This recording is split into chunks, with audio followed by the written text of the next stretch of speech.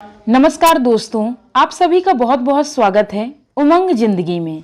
तो चलिए एक और पौराणिक कथा की शुरुआत करती हूँ, जिसमें हम रावण की बात करेंगे कि आखिर वह श्री राम के अलावा और कौन 4 लोगों से भी हार गए थे। अधिकतर लोग यही जानते हैं कि रावण सिर्फ श्री राम से ही हारे थे, लेकिन यह सच नहीं है।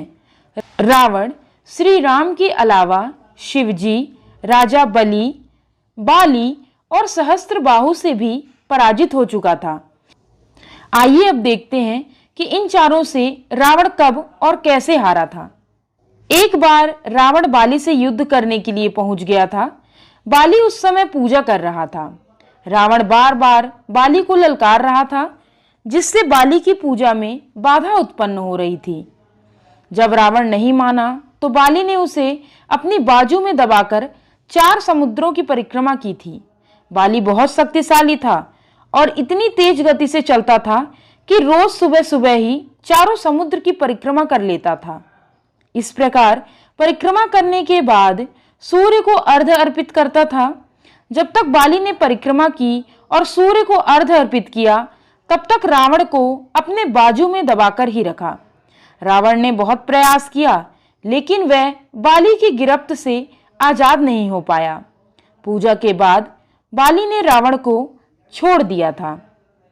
इसी तरह सहस्त्रबाहु अर्जुन से रावण की हार। सहस्त्रबाहु अर्जुन के 1000 हाथ थे और इसी वजह से उसका नाम सहस्त्रबाहु पड़ा था। जब रावण सहस्त्रबाहु से युद्ध करने पहुंचा तो सहस्त्रबाहु ने अपने 1000 हाथों से नर्मदा नदी के बहाव को रोक दिया।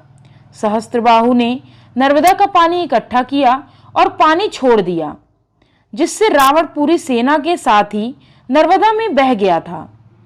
इस पराजय के बाद एक बार फिर रावण सहस्त्रबाहु से युद्ध करने पहुंच गया। तब सहस्त्रबाहु ने उसे बंदी बनाकर जेल में डाल दिया था। इसी तरह राजा बलि के महल में रावण की हार कैसे हुई थी। दैत्यराज बलि पाताल लोक के राजा थे। एक बार रावण राजा बलि से युद्ध करने के लिए पाताल लोक में उनके महल तक पहुंच गया था। वहां पहुंचकर रावण ने बलि को युद्ध के लिए ललकारा। उस समय बलि के महल में खेल रहे बच्चों ने ही रावण को पकड़कर घोड़ों के साथ अस्तबल में बांध दिया था। इस प्रकार राजा बलि के महल में रावण की हार हुई। और अंत में शिव जी ने रावण को कैसे हराया। रावण बहुत शक्तिशाली था और उसे अपनी शक्ति पर बहुत ही घमंड था। रावण इस घमंड के नशे में शिव जी को हराने के लिए कैलाश पर्वत पर पहुंच गया। रावण ने शिव जी को युद्ध के लिए ललकारा, लेकिन महादेव तो ध्यान में लीन थे। रावण कैलाश पर्वत को उठाने लगा। तब शिव जी ने पैर के अंगूठे से ही कैलाश का भार बढ़ा दिया। इस भार को रावण उठा नहीं सका और उसका हाथ पर्वत के नीचे दब गया। बहुत प्रयत्न के बाद भी रावण अपना हाथ वहां से नहीं निकाल सका। तब रावण ने शिव जी को प्रसन्न करने के लिए उसी समय शिव तांडव स्तोत्र रच दिया।